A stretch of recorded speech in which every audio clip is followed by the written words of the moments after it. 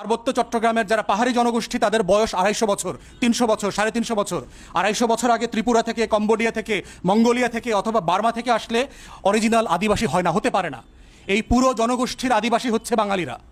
অতএব সেটলার বলবার মধ্য দিয়ে কিছু কিছু জাতীয় গণমাধ্যম এবং তথাকথিত কিছু দেশ বিক্রি করা বুদ্ধিজীবী দালালরা যেটা বলবার চেষ্টা করছে, বাঙালিরা হচ্ছে অপর, বাঙালিরা কোনো দেশ দখল করে ওখানে যায় নাই সাদাদের মতো। অতএব সাদাদের চোখ দিয়ে পার্বত্য চট্টগ্রামকে দেখবার যে ভুল নীতি আমরা দেখতে পাচ্ছি, এটা বন্ধ করতে হবে।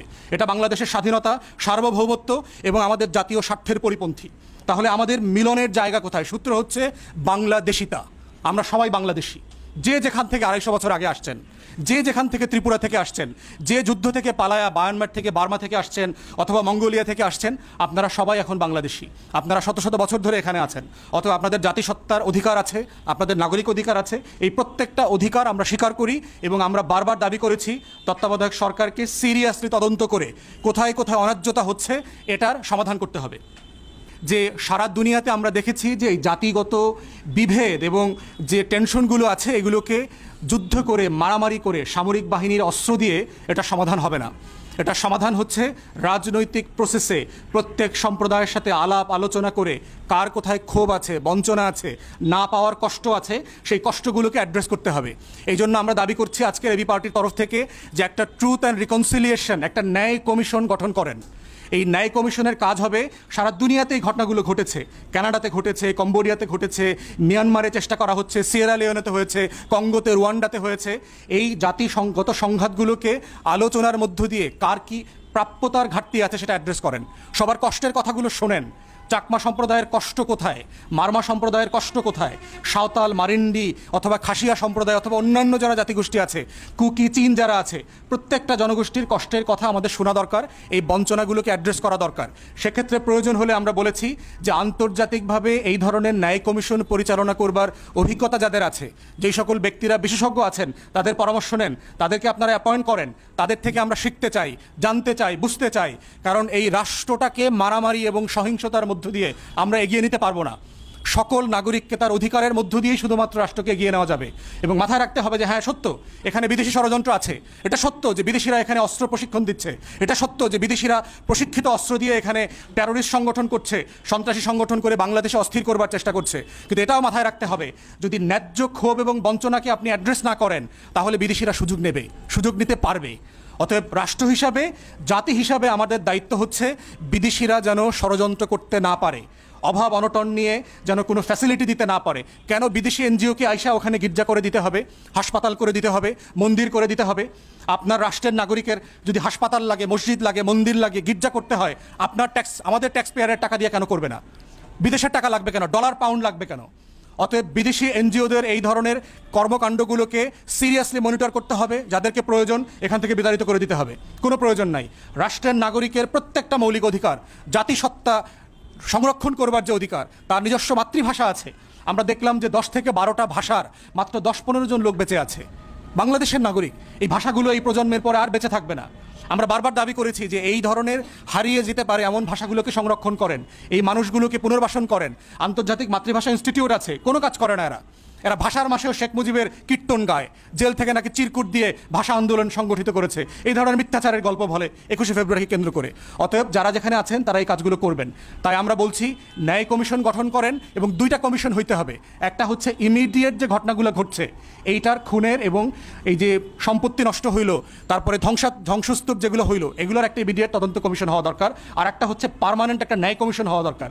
যে ন্যায় কমিশনটা শুধু বর্তমান ঘটনা না, গত 53 বছরের সকল বঞ্চনা, আমাদের পাহাড়ি জনগোষ্ঠী যারা আছেন, আমাদের পার্বত্য চট্টগ্রামবাসী যারা আছেন, সবার জনগোষ্ঠীর, সকল বাংলাদেশির কষ্টের কথা শুনতে হবে।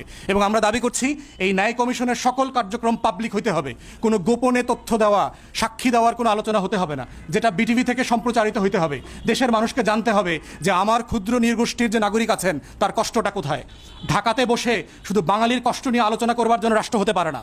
আমার এই রাষ্ট্র সবার রাষ্ট্র, সব ধর্মের রাষ্ট্র, সব জাতিসত্তার রাষ্ট্র। অতএব আমাদের সবারকে জানার অধিকার আছে যে ওখানে কি হচ্ছে, কেন বঞ্চিত হচ্ছেন, কি করা যেতে পারে। আমাদের সেনাবাহিনী ওখানে মোতায়েন আছে এবং রাইটলি সো, কারণ তারা এখানে স্বাধীনতা সার্বভৌমত্বের প্রশ্ন জড়িয়ে আছে। যেখানে যেখানে এই সংকটের সমস্যার সমাধান করবার জন্য তাদেরকে রাখা দরকার, অবশ্যই তাদেরকে সেখানে রাখতে হবে। আমাদের জাতীয় সার্বভৌমত্ব স্বার্থ কোনোভাবে আপোষ করা যাবে না, এটা সবাইকে মাথায় রাখতে হবে। যদি তারপরেও যদি কোনো সেনা সদস্য, ব্যক্তি, সংগঠন, রাজনৈতিক দল, বাঙালি কেউ যদি এই ধরনের অন্যায় কাজের সাথে জড়িত থাকে, কেউ যদি জুলুম করে থাকে, কেউ যদি নিরপরাধ পাহাড়িকে কোনোভাবে হেনস্থা করে থাকে, তাদেরকেও বিচারের মুখোমুখি করতে হবে। ন্যায্যতাই হচ্ছে সমাধান, মাথায় রাখতে হবে। ইনসাফই হচ্ছে সমাধান। যার অধিকার ক্ষুণ্ণ হয়েছে তার অধিকার ফিরিয়ে দেওয়াটাই সমাধান। এটাই হচ্ছে অধিকারের রাজনীতি। তাই আমরা সরকারকে বলছি, ষড়যন্ত্র হচ্ছে, আওয়ামী লীগের লোকজন বিভিন্নভাবে উস্কানি দিচ্ছে, প্রশাসনিকভাবে সরকারকে অস্থিতিশীল করবার চেষ্টা করছে, জুমল্যান্ড, স্বাধীন জুমল্যান্ড করবে বলে স্ট্যাটাস দিচ্ছে, বিদেশিদের সাহায্য কামনা করছে এবং তাদের সবার ছবি দেখলাম সাবেক ছাত্রলীগ, আওয়ামী লীগ নেতাদের সাথে। অতএব ঢাকা বিশ্ববিদ্যালয়ে যারা মিছিল মিটিং করছেন, যারা পাহাড়ি জনগোষ্ঠী আছেন এবং যারা ওখানে আন্দোলন করছেন, প্রত্যেকের ক্যারেক্টারিস্টিক্স এবং সংগঠনের হিস্ট্রি আমাদের গোয়েন্দা সংস্থাকে ভালোভাবে মনিটর করতে হবে। যারা ন্যায্য আন্দোলন করছেন, ন্যায্য দাবি দাওয়া করছেন, তারা অবশ্যই মোস্ট ওয়েলকাম। কিন্তু যারা আওয়ামী লীগের দালালি করছেন, গত বিভিন্ন সময়গুলোতে আপনারা বেনিফিশিয়ারি হয়েছেন, রাষ্ট্রকে অস্থিতিশীল করেছেন, তাদের ব্যাপারে তদন্ত করে বিচারের মুখোমুখি করতে হবে। তো এই পর্যায়ে আমার সংক্ষিপ্ত ব্রিফিংয়ের শেষে আমি এই পর্যায়ে অনুরোধ করছি, আমাদের 3 জন সামরিক কর্মকর্তা আছেন আজকে, ওনারা সবাই হিল ট্র্যাক্সে পার্বত্য চট্টগ্রামে কোনো না কোনো ফর্মে জীবনে কাজ করেছেন, তারা সংক্ষেপে 1-2 মিনিট করে করে তাদের মন্তব্য দিবেন। আমি প্রথমে অনুরোধ করছি কর্নেল দিদার ভাইকে তার সংক্ষিপ্ত মন্তব্য করবার জন্য। শেষে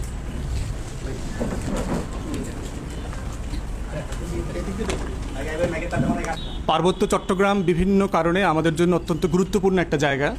বাংলাদেশের সৌন্দর্যের একটা জায়গা আছে, আমাদের সেখানে পরিবেশ এবং বনজ সম্পদ আছে সেখানে, এবং আমাদের 2টা রাষ্ট্রের সাথে আমাদের যে সীমানা আছে, এই সীমানার একটা কমন জায়গাও এখানে আছে।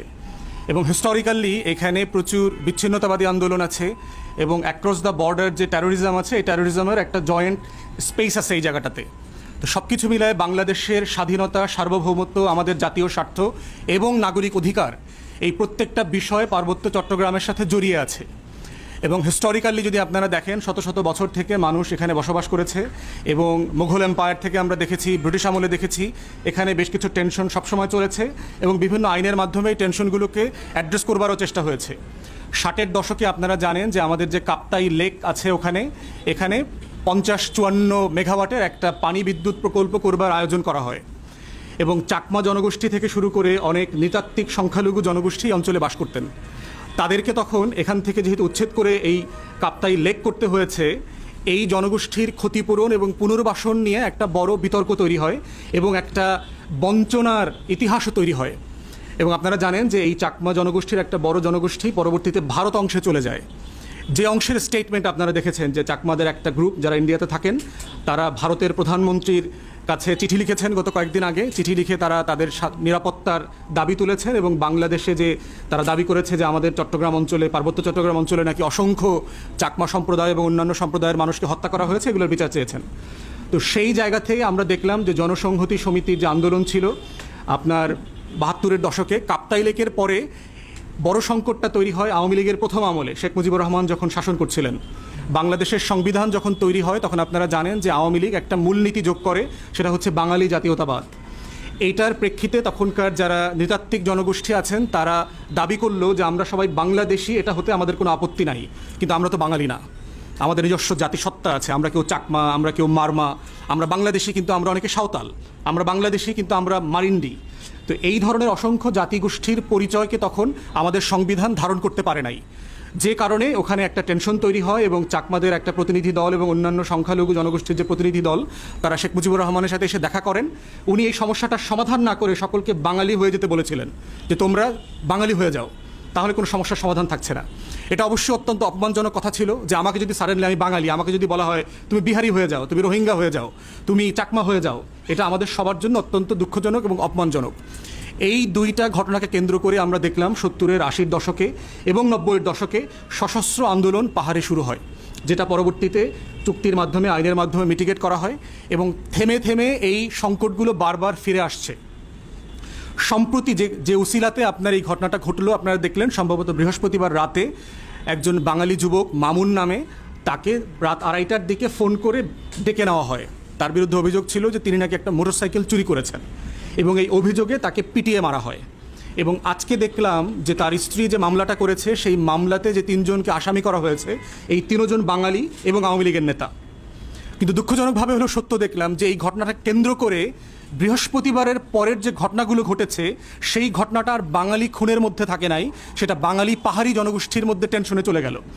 এই ঘটনাটাকে কেন্দ্র করে দেখলাম যে আমরা বান্দরবন, খাগড়াছড়ি, রাঙামাটির বিভিন্ন জায়গায় পাহাড়ি জনগোষ্ঠীর দোকান পাট, ব্যবসা বাণিজ্য, তাদের মন্দিরে আক্রমণ করা হয়েছে।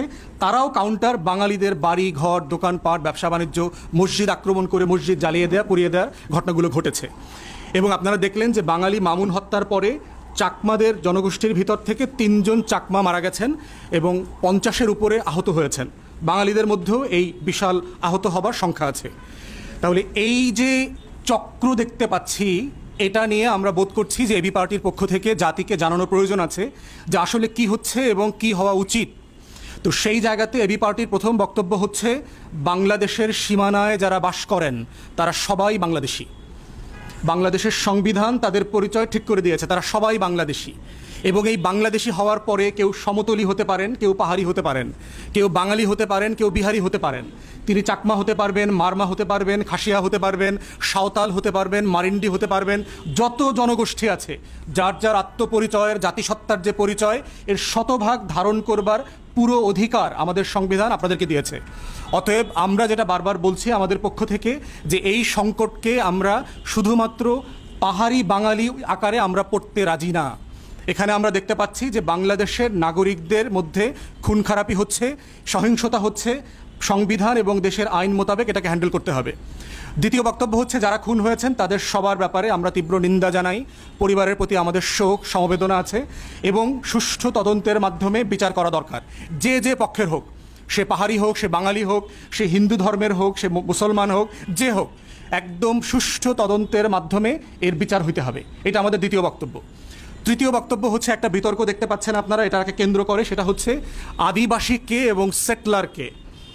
বাংলাদেশে বহু বছর থেকে পাহাড়ি জনগোষ্ঠীকে এবং নৃতাত্ত্বিক সংখ্যালঘু জাতিগোষ্ঠীকে আদিবাসী বলে বাঙালিদেরকে অপরায়ণ করবার একটা চেষ্টা আছে। আমাদের বক্তব্য হচ্ছে, এই সেটলার এবং ইন্ডিজিনাস যে আইডিয়াটা হচ্ছে ইউরোপিয়ান আইডিয়া। আপনারা যারা নোয়াম চমস্কির লেখার সাথে পরিচিত, তালাল আসাদের লেখার সাথে পরিচিত, আপনারা জানবেন এগুলো হচ্ছে ইউরোপিয়ান কলোনিয়াল সেটলার স্টেট আছে। ব্রিটিশরা তা একসময় ষোড়শ-সপ্তদশ শতাব্দীতে তাদের যারা সিরিয়াস ক্রিমিনাল থাকতো সমাজের, তাদেরকে তারা লন্ডনের জেলে রাখতো না, তাদেরকে নির্বাসনে পাঠিয়ে দেওয়া হতো অস্ট্রেলিয়াতে এবং নিউজিল্যান্ডে। এই নির্বাসিত ক্রিমিনালদের দেশে পরিণত হয়ে হচ্ছে অস্ট্রেলিয়া এবং নিউজিল্যান্ড। অতএব ওইখানে আলোচনাটা আছে যে আজকে সাডেনলি অস্ট্রেলিয়া এবং নিউজিল্যান্ডটা সাদা মানুষের দেশে পরিণত হলো কিভাবে। তারা পরিণত হয়েছে, অস্ট্রেলিয়ার যারা অ্যাবরিজিনস আছেন, নিউজিল্যান্ডের যারা মাওরি জনগোষ্ঠী আছে, তাদেরকে লক্ষ লক্ষ হিসেবে মানে নৃশংসতম গণহত্যা করে এই সাদা ইউরোপিয়ানরা এই দেশগুলো দখল করেছে। অতএব এই দখল করার প্রেক্ষিতে আলোচনা এসছে যে এই দেশগুলোর অরিজিনাল মানুষ কারা আর সেটলার কারা। আমেরিকাতে দেখেন, আমেরিকাতে রেড ইন্ডিয়ানদের কথা শুনেছেন, আপনারা মুভি দেখেছেন, যারা ওটার অরিজিনাল জনগোষ্ঠী। ইউরোপিয়ানরা সারা ষোড়শ, সপ্তদশ, অষ্টদশ শতাব্দীতে যুদ্ধ, বিগ্রহ, অভাব, অনটন থেকে বাঁচার জন্য তারা আমেরিকা থেকে সেটেল করেছে, কানাডাতে সেটেল করেছে। স্প্যানিশরা যখন দক্ষিণ আমেরিকা দখল করে, ল্যাটিন আমেরিকা দখল করে, তখন তারা দক্ষিণ আমেরিকাতে গিয়ে সেটেল হয়। অতএব তারা ওই অঞ্চলের জনগোষ্ঠী ছিল না, তারা অন্য দেশ থেকে গিয়ে সেটেল করেছে। বাঙালিরা এই দেশের মানুষ, তারা চট্টগ্রামে থাকলে, পার্বত্য চট্টগ্রামে থাকলে তারা সেটলার হয় না।